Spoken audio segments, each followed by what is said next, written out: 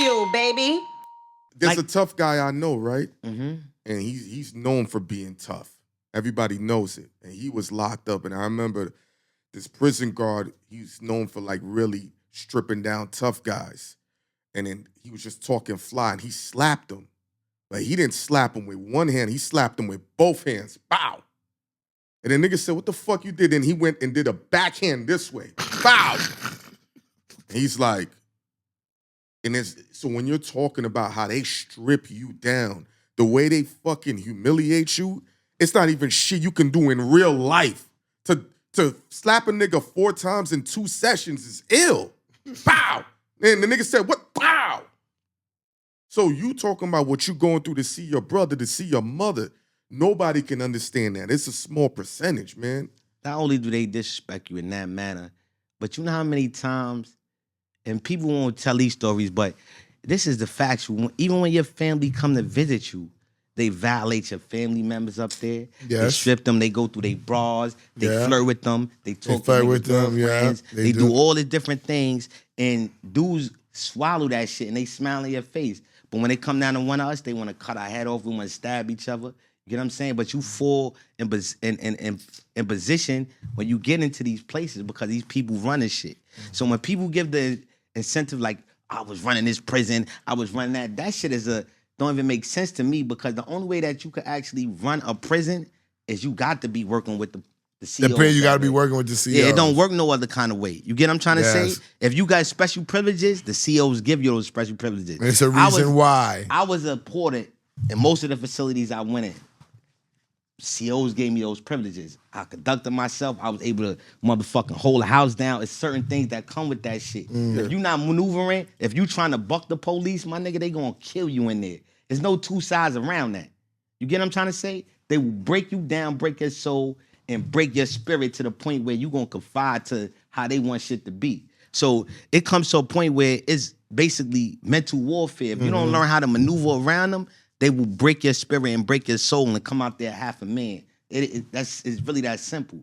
So I see a lot of individuals who's taking these platforms now, even with this gang shit. It's like they giving it the platform like these gangs run prison, and that's not even real life. I haven't been there in so long, so I don't know what it done turned into. However, I got incarcerated before the gang philosophy was even accepted in New York City, right? Okay. So by the time it started hitting the New York City wave, it started through the penitentiary, Rikers Island, things of that nature. I remember. So it had to be 93, 94 back in those times, right? It hit the state really heavy in 95, right? That's when it was really hitting the states, like in the state. It started Rikers Island, started getting into the state.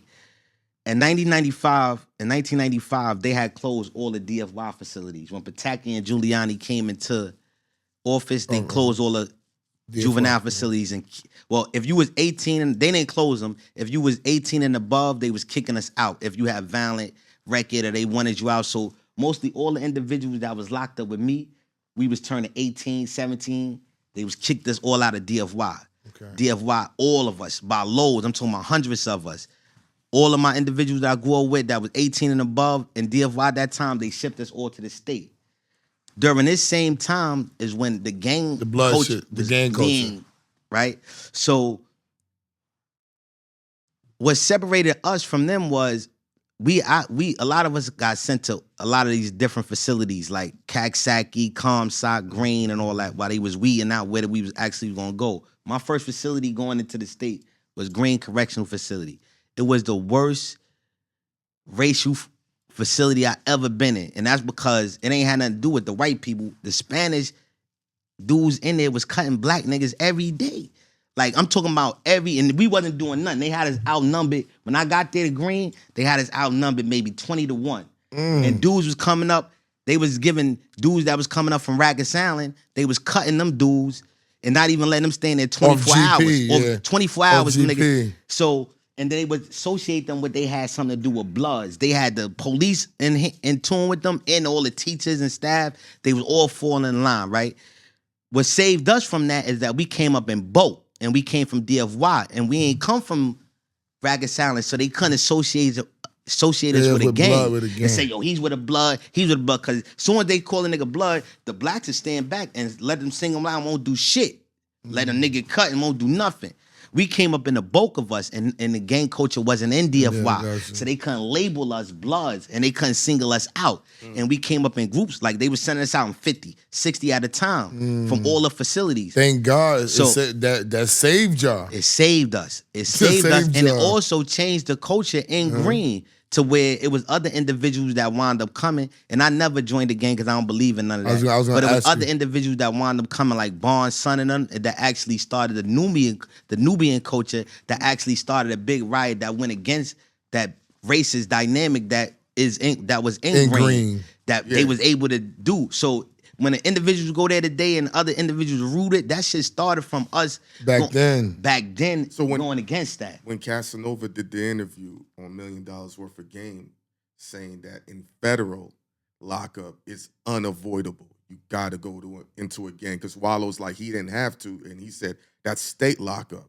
I don't know if you understand how that goes in tiers. Is that accurate to what you understand? That's not accurate, because Ferris is my big brother. Shout out to Ferris. He's one of the most respected individuals that just did 30 years in the feds.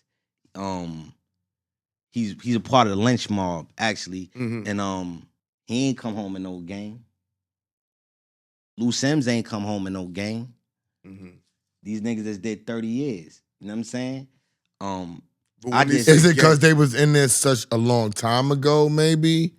Why he's saying could he be saying now, as things have changed, that now in the Fed? I actually watched the Lou Sims interview, and I heard him say how the carts run, and the Fed. So I guess the Feds is a different kind of system than like the state actually. Okay. So I guess you got to be in some type of cart. Like if you ain't in whatever the cart is, the cart for us, I felt like whatever they call a cart in the Feds was being a neutral, thoroughbred individual. Like, so in the state, it was this individual that didn't subscribe to religion or didn't subscribe to any of those gang coaches, right? But it was like that's a neutral dynamic element that where we all respected each other. When you run into other individuals, dudes know, and then we wind up maybe the term being around gang each is other. also loosely used, like Nation of Islam. Maybe people would consider that as a gang. All religions in prison, I feel, operate as a gang. Every religion, whether it's the Muslims, whether it's the Christians, whatever religion I feel like exists in prison, if it's like a gang, and they use it for different faculties. However, I feel like we're the most vulnerable in prison because we're not accepted by our own people. So any other individual coming there, like if you're not a part of a gang, Spanish nigga, come over here, Jamaican, whatever cultural background you are, besides you being a black individual, if you a black individual, niggas want to know who that nigga is, what he claim. There you go. If you Spanish, you Jamaican, you any other thing but black American, you belong to some other group already because you got a cultural heritage.